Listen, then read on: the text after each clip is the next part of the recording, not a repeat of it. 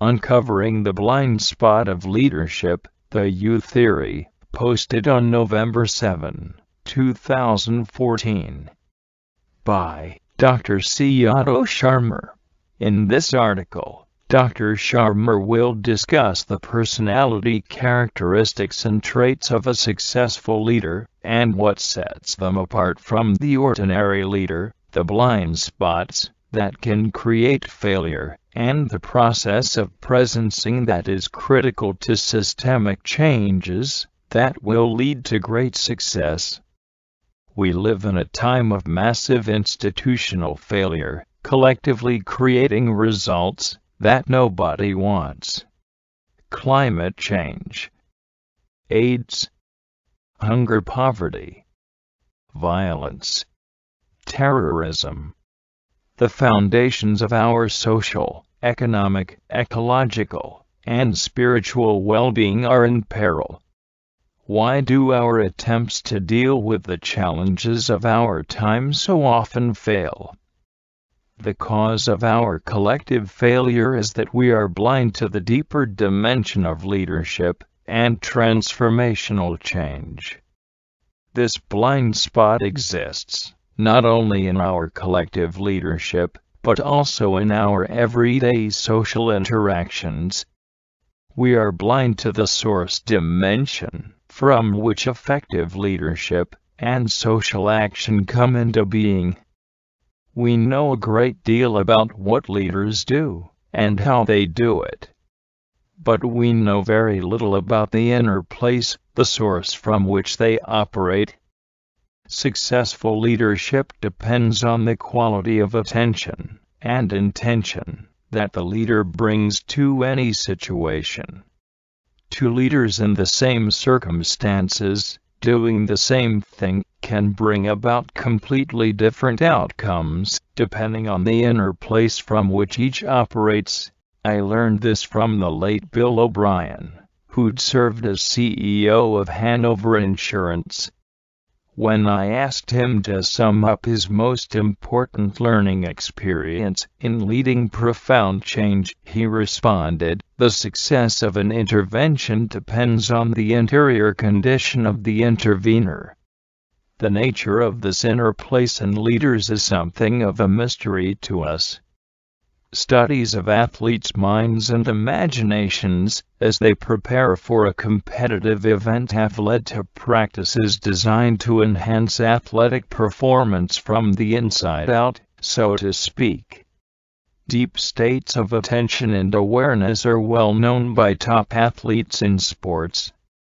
For example, Bill Russell, the key player on the most successful basketball team ever, the Boston Celtics, who won 11 championships in 13 years, described his experience of playing in the zone as follows: every so often a Celtics game would heat up so that it became more than a physical or even mental game, and would be magical. That feeling is difficult to describe, and I certainly never talked about it when I was playing. When it happened, I could feel my play rise to a new level. It came rarely, and would last anywhere from 5 minutes to a whole quarter, or more. At that special level, all sorts of odd things happened. The game would be in the white heat of competition, and yet somehow, I wouldn't feel competitive, which is a miracle in itself. I'd be putting out the maximum effort, straining, coughing up parts of my lungs as we ran, and yet I never felt the pain. The game would move so quickly that every fake, cut, and pass would be surprising, and yet nothing could surprise me. It was almost as if we were playing in slow motion. During those spells, I could almost sense how the next play would develop, and where the next shot would be taken. My premonitions would be consistently correct, and I always felt then that I not only knew all the Celtics by heart, but also all the opposing players, and that they all knew me. There have been many times in my career when I felt moved or joyful, but these were the moments when I had chills pulsing up and down my spine. Taken from the book, Second Wind, The Memoirs of an Opinionated Man, by William F. Russell. But in the arena of management and leading transformational change, we know very little about this inner dimension, and very seldom are specific techniques applied to enhance management performance from the inside out. This lack of knowledge constitutes a blind spot in our approach to leadership and management. Slowing down to understand. At its core, leadership is about shaping and shifting how individuals and groups attend to, and subsequently respond to, a situation. But most leaders are unable to recognize, let alone change, the structural habits of attention used in their organizations. Learning to recognize the habits of attention in a business culture requires, among other things, a particular kind of listening. Over more than a decade of observing people's interactions in organizations, I have noted 4 different types of listening: downloading, factual listening, empathic listening, and generative listening. Listening 1. Downloading. Yeah, I know that already. I call this type of listening downloading, listening by reconfirming habitual judgments. When everything you hear confirms what you already know, you are listening by downloading. Listening 2. Factual. Oh, look at that. This type of listening is factual, or object-focused, listening by paying attention to facts, and to novel, or disconfirming, data. You switch off your inner voice of judgment, and focus on what differs from what you already know. Factual listening is the basic mode of good science. You let the data talk to you. You ask questions, and you pay careful attention to the responses you get. Listening 3. Empathic. Oh, yes, I know exactly how you feel. This deeper level of listening is empathic listening. When we are engaged in real dialogue, and paying careful attention, we can become aware of a profound shift in the place from which our listening originates. We move from seeing the objective world of things, figures, and facts, the it world, to listening to the story of a living and evolving self, the you world. Sometimes, when we say, I know how you feel, our emphasis is on a kind of mental or abstract knowing. But it requires an open heart to really feel how another feels. An open heart gives us the empathic capacity to connect directly with another person from within. When that happens, we enter new territory in the relationship. We forget about our own agenda and begin to see how the world appears through someone else's eyes. Listening 4. Generative. I can't express what I experience in words. My whole being has slowed down. I feel more quiet and present, and more my real self. I am connected to something larger than myself. This type of listening connects us to an even deeper realm of emergence. I call this level of listening generative listening, or listening from the emerging field of future possibility. This level of listening requires us to access our open will, our capacity to connect to the highest future possibility that can emerge. We no longer look for something outside. We no longer empathize with someone in front of us. Communion or graces may be the word that comes closest to the texture of this experience. When you operate from listening 1, downloading, the conversation reconfirms what you already knew. You reconfirm your habits of thought. There he goes again. When you operate from listening 2, factual listening, you disconfirm what you already know, and notice what is new out there. Boy, this looks so different today. When you operate from listening 3, empathic listening, your perspective is redirected to seeing the situation through the eyes of another. Boy, yes, now I really understand how you feel about it. I can sense it now too. And finally, when you operate from listening 4, generative listening, you have gone through a subtle but profound change that has connected you to a deeper source of knowing, including the knowledge of your best future possibility and self, deep attention and awareness. To be effective leaders, we must first understand the field, or inner space, from which we are operating. In my book, Theory, You. Leading from the future as it emerges, I identify 4 such field structures of attention, which result in 4 different ways of operating. These differing structures affect not only the way we listen, but also how group members communicate with one another, and how institutions form their geometries of power.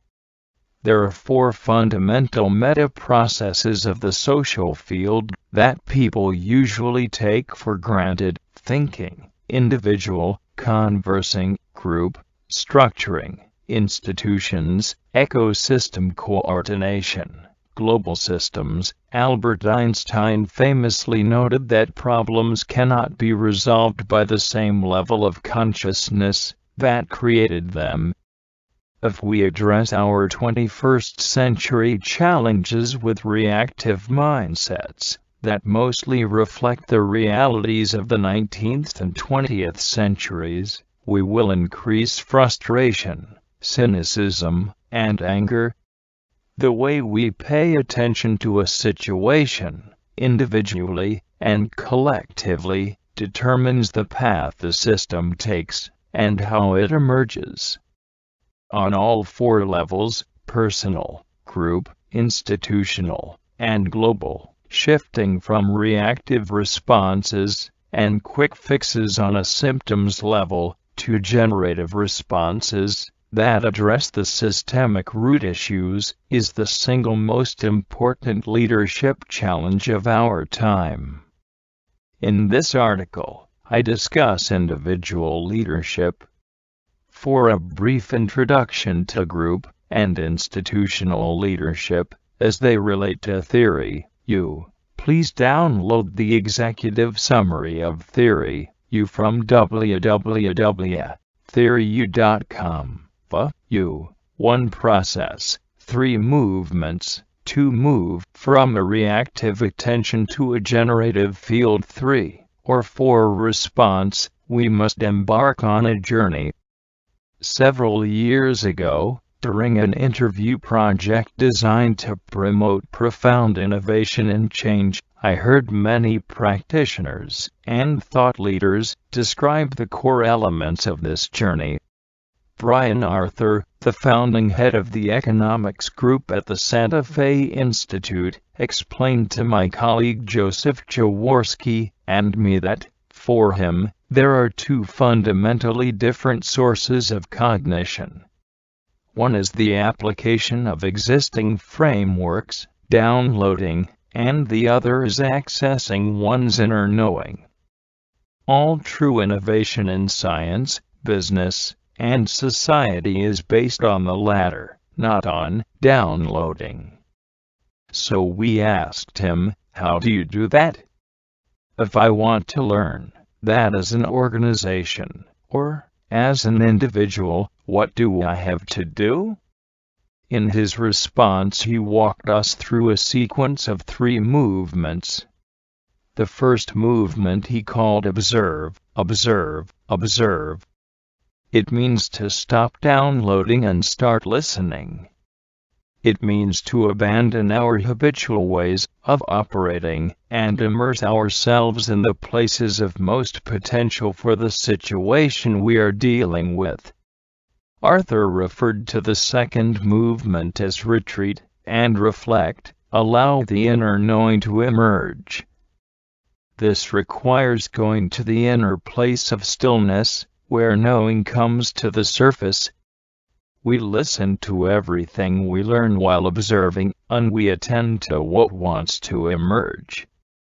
We pay particular attention to our own role and journey. The third movement, according to Brian Arthur, is about acting in an instant. This means to prototype the new, in order to explore the future by doing, to create a little landing strip of the future that allows for hands-on testing and experimentation.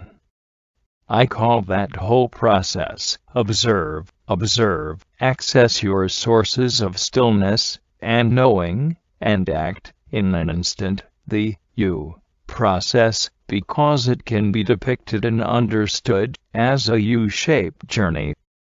A new social technology, 7 leadership capacities. But why is the road less traveled in institutions? Because it requires an inner journey and hard work. The ability to move through the as a team or an organization or a system requires a new social technology. This social technology is based on 7 essential leadership capacities that a core group must cultivate: holding the space, observing, sensing, presencing, crystallizing, prototyping, performing. 1. Holding the space. Listen to what life calls you to do. Leaders must create or hold a space that invites others in. The key to holding a space is listening to yourself, to what life calls you to do, to others, particularly others who may be related to that call, and to that which emerges from the collective that you convene. But it also requires a good deal of intention. You must keep your attention focused on the highest future possibility of the group. 2. Observing. Attend with your mind wide open. Observe with an open mind by suspending your voice of judgment, VOJ. Suspending your VOJ means shutting down the habit of judging based on past experience. Suspending your VOJ means opening up a new space of inquiry and wonder. Without suspending that VOJ, attempts to get inside the places of most potential will be futile. Example: in 1981, an engineering team from Ford Motor Company visited Toyota plants operating on the lean Toyota production system. Although the Ford engineers had first-hand access to the revolutionary new production system, they were unable to see what was in front of them, and claimed that they had been taken on a stage tour. Because they had seen no inventory, they assumed they had not seen a real plant. The reaction of the engineers reminds us how difficult it is to let go of existing ideas and beliefs. 3. Sensing. Connect with your heart. Connect to the deeper forces of change by opening your heart. I once asked a successful top executive at Nokia to share her most important leadership practices. Time and time again, her team was able to anticipate changes in technology and context. Time and again, they were ahead of the curve. Her answer? I facilitate the opening process. This is the essence of what moving down the left side of the U is all about, facilitating an opening process. The process involves the tuning of 3 instruments: the open mind, the open heart, and the open will. While the open mind is familiar to most of us, the other 2 capacities draw us into less familiar territory. To understand more about that territory, I interviewed psychologist Eleanor Rosch of the University of California at Berkeley. She explained the difference by comparing 2 types of cognition. The first is the analytical knowledge upon which all conventional cognitive science is based.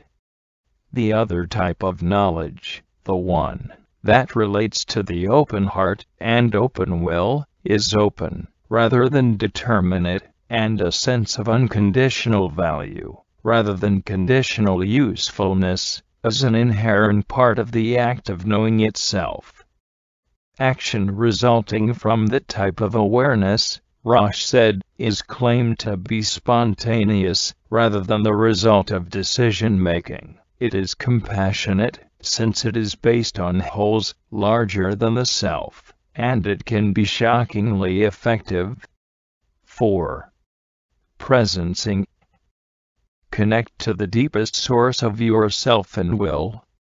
While an open heart allows us to see a situation from the whole, the open will enables us to begin to act from the emerging whole.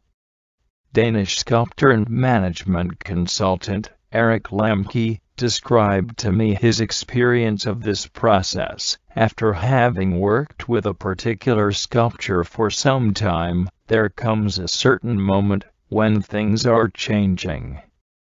When this moment of change comes, it is no longer me, alone, who is creating. I feel connected to something far deeper, and my hands are co-creating with this power. At the same time, I feel that I am being filled with love and care, as my perception is widening. I sense things in another way. It is a love for the world and for what is coming. I then intuitively know what I must do. My hands know if I must add or remove something. My hands know how the form should manifest. In one way, it is easy to create with this guidance. In those moments, I have a strong feeling of gratitude and humility. 5. Crystallizing. Access the power of intention. The backstories of successful and inspiring projects, regardless of size, often have a similar storyline. A very small group of key persons commits itself to the purpose and outcomes of the project. That committed core group then goes out into the world with its intention, and creates an energy field that begins to attract people, opportunities, and resources that make things happen. Momentum builds. The core group functions as a vehicle for the whole to manifest. In an interview, Nick Hanauer, the founder of half a dozen highly successful companies, told Joseph Jaworski and me, one of my favorite sayings, attributed to Margaret Mead, has always been, never doubt that a small group of thoughtful, committed citizens can change the world. Indeed, it is the only thing that ever has. With only one person, it's hard, but when you put that one person, with 4 or 5 more, you have a force to contend with. All of a sudden, you have enough momentum to make almost anything that's imminent or within reach actually real. 6. Prototyping. Integrating head, heart, and hand. Learn the prototyping skill of integrating head, heart, and hand. When helping a golfer who has lost his swing, the master coach in the novel and film, The Legend of Bagger Vance, advises, seek it with your hands, don't think about it, feel it.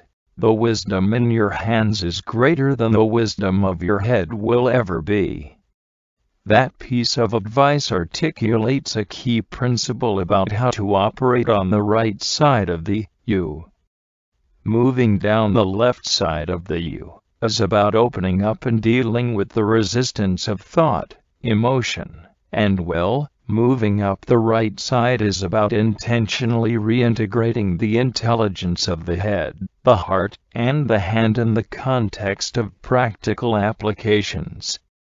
Just as the inner enemies on the way down the U represent the VOJ, voice of judgment, the VOC, voice of cynicism, and the VOF, voice of fear, the enemies on the way up the U are the three old methods of operating, executing without improvisation in mindfulness, reactive action, endless reflection, without a will to act, analysis paralysis, and talking without a connection to source and action, blah blah blah. These three enemies share the same structural feature.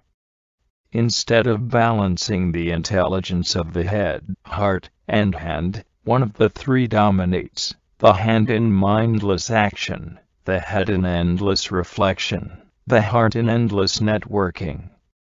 Connecting to one's best future possibility and creating powerful breakthrough ideas requires learning to access the intelligence of the heart and the hand, not just the intelligence of the head. 7. Performing, playing the macro violin. When I asked the violinist, Maya Pogachnik, to describe key moments from his music experience, he told me about his first concert in Chartres.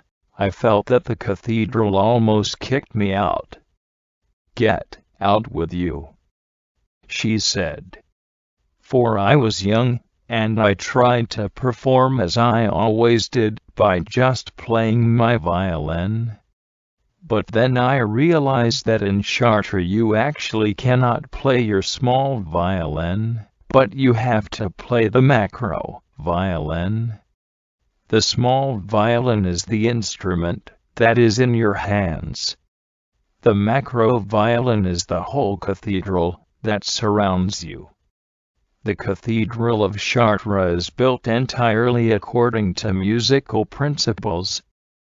Playing the macro violin requires you to listen and to play from another place, from the periphery. You have to move your listening and playing from within to beyond yourself. Most systems, organizations, and societies today lack the two essentials that enable us to play the macro violin. 1. Leaders who convene the right sets of players, frontline people who are connected with one another through the same value chain, and 2. A social technology that allows a multi-stakeholder gathering to shift from debating to co-creating the new. In summary, Theory U illuminates a hidden dimension of leadership, the inner place from which leaders operate.